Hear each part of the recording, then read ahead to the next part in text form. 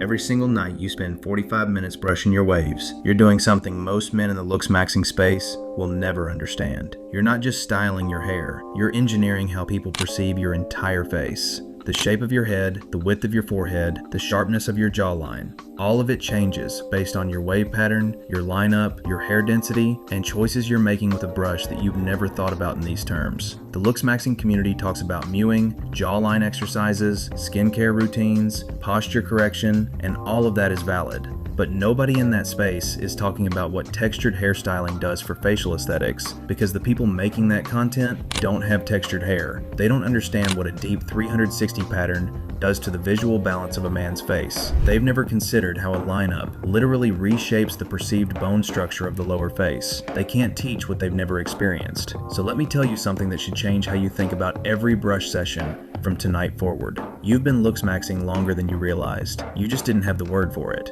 And by the end of this video, you're going to understand exactly how your waves affect your face and how to maximize that effect with choices you're already making. How waves frame your face.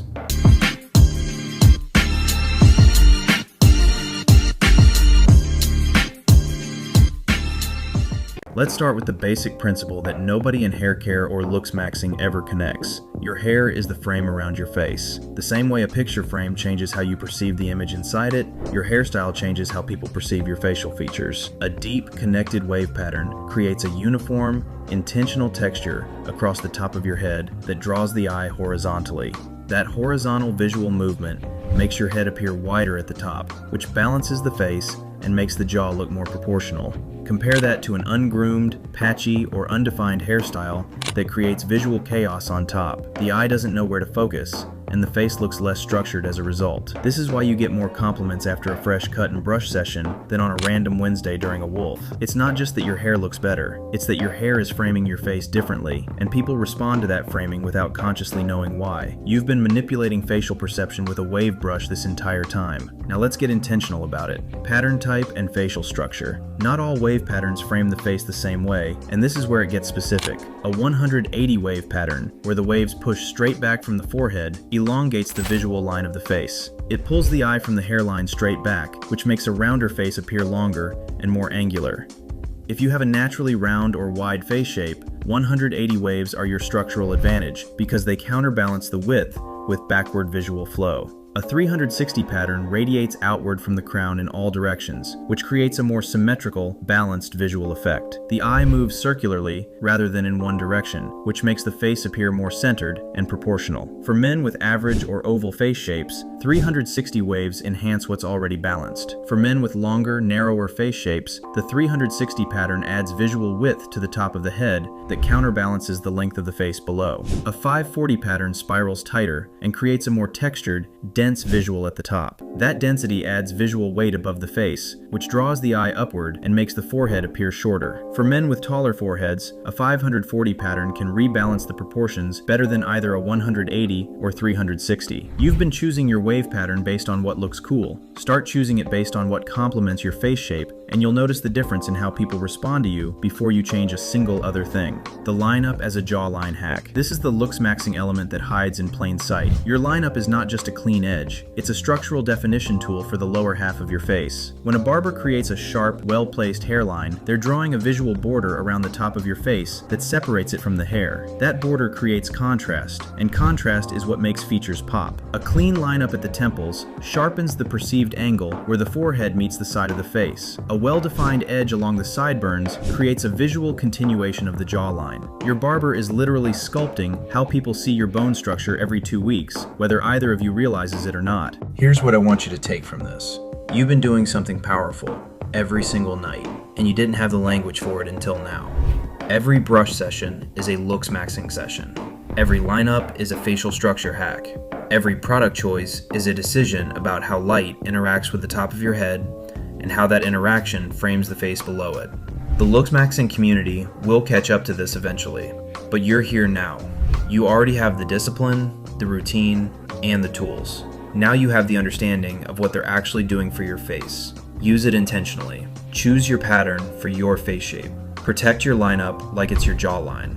Keep your scalp healthy so the density stays strong. And stop thinking of your wave routine as just hair care, because it's been upgrading your entire appearance since the first time you picked up a brush. Density, sheen, and light. Here's where your product choices become Looksmaxxing decisions. The density of your wave pattern, how close together the waves are, how deep the ridges sit, changes how light reflects off the top of your head. A deep, tight pattern creates consistent light reflection across the surface. That uniformity reads as health, grooming, and intentionality. A shallow or inconsistent pattern creates uneven light reflection, which reads as less maintained even if you brushed the same amount.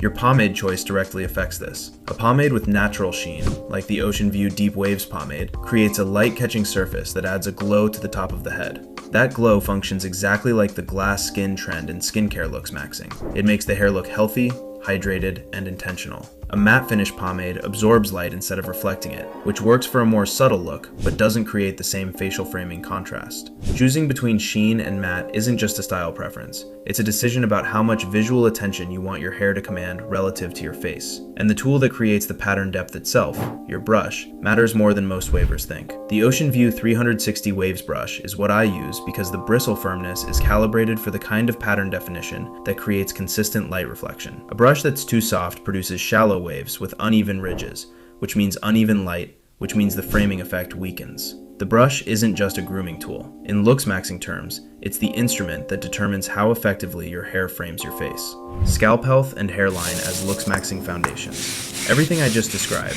the pattern framing, the lineup structure, the light reflection, all of it depends on one thing: healthy hair growing from healthy follicles. If your scalp is clogged with product buildup, if your follicles are inflamed from heavy petroleum-based pomades, if your hairline is thinning from years of do-rag compression without recovery, the entire Looksmaxxing system falls apart. You can't frame a face with a pattern that's thinning at the crown. You can't sharpen a jawline with a lineup that's receding from follicle damage. This is where the Juice Boost Hair Growth Oil fits into the Looksmaxxing framework. I apply it to my scalp 3 to 4 times a week, massage it in for 2 minutes, and it keeps the follicle environment clean, nourished, and producing the kind of thick, healthy hair that creates the wave density I need for effective facial framing. Scalp care isn't a separate category from Looksmaxxing. It's the foundation the entire visual system is built on. Without it, every brush session is building on compromised ground. Looksmaxxing mistakes wavers make without knowing it. Now, let me flip this because the same wave routine that enhances your face can work against it if you're not paying attention. Heavy pomades that migrate down your forehead during the day cause breakouts along the hairline, and acne along the hairline destroys the clean border effect that the lineup creates. If your pomade is giving you bumps where your hair meets your forehead, the facial framing benefit is erased by the skin damage. Do-rag lines. If you wear your do-rag during the day or tie it too tight, those compression lines across your forehead are visible for hours. In Looksmaxxing terms, you're drawing horizontal lines across the one area of your face that should look smooth and clean. Compression at night for wave training, off during the day for facial presentation. That's the balance. Overwashing. If you're washing your hair daily with harsh shampoo, you're drying out the skin around your temples and forehead. That dryness creates ashy, flaky patches right next to your lineup, which kills the contrast effect that makes the lineup work as a visual tool. Wash 2 to 3 times a week with a sulfate-free shampoo, and your skin stays clear right where it matters most. And the one most wavers are guilty of, putting all their grooming energy into their hair and neglecting the face underneath it. Your waves are the frame, but a frame only works if what's inside it is maintained. A basic skincare routine, wash, moisturize, sunscreen, takes 3 minutes and ensures the face your waves are framing is clear, even, and healthy. The best frame in the world doesn't save a dull picture.